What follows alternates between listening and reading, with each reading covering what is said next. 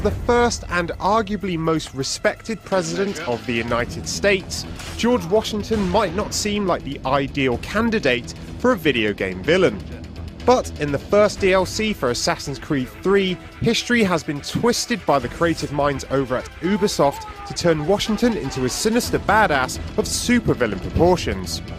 You survived. How astonishing. This time I'll make certain of your death. Taking place in an uncanon reality, Assassin's Creed 3 The Tyranny of King Washington puts you back in the shoes of Native American assassin Connor. But the world is a far different place than he remembers. In this reality, Washington doesn't resign after his 2 terms as president, and instead stays on as leader of the country, a role that very quickly goes to his head. Now bend your knee to your monarch, and make penitence in the last moments before you are blasted to your dread reward. He declares himself king, opting to rule with an iron fist, and punishing those who get in his way with a beheading or a shot to the head. One such person is Connor's mother, who, having tried to steal the Apple of Eden staff that Washington wields and grants him his power, is at the top of the king's most wanted list. How exactly Washington came to wield the staff is just one of the mysteries for you to uncover.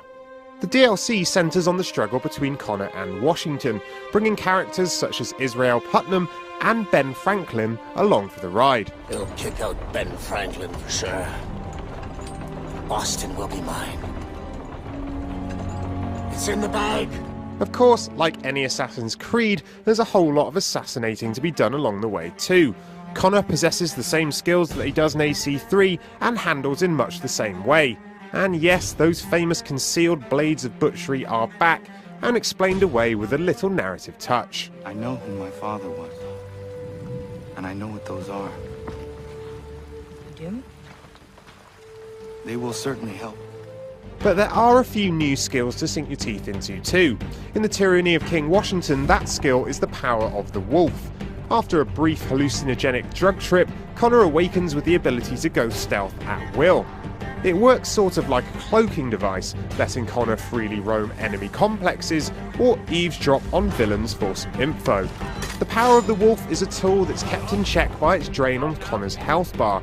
For every second that he's cloaked, the power saps a little bit of his health, eventually wearing off completely. It's a unique twist on one of Assassin's Creed's core mechanics, and offers up a different set of challenges and opportunities for a bit of stabby action. And there's plenty of opportunity for that in the Tyranny of King Washington, thanks to a wealth of missions to cover in free roam mode. But if you're just in it for the story, you can now skip straight to the major missions without embarking on an epic trek across America thanks to fast travel. Just highlight the mission you want and bam, Connor's instantly transported there to face his next challenge, a feature we sorely wish was in AC3. General Putnam, General Arnold. I sometimes despair of our project. I question my abilities and my strength. But with you two at my side, I believe we will bring liberty to this country. We will bring it with fists of iron. I have assurance of your loyalty. You have my solemn pledge.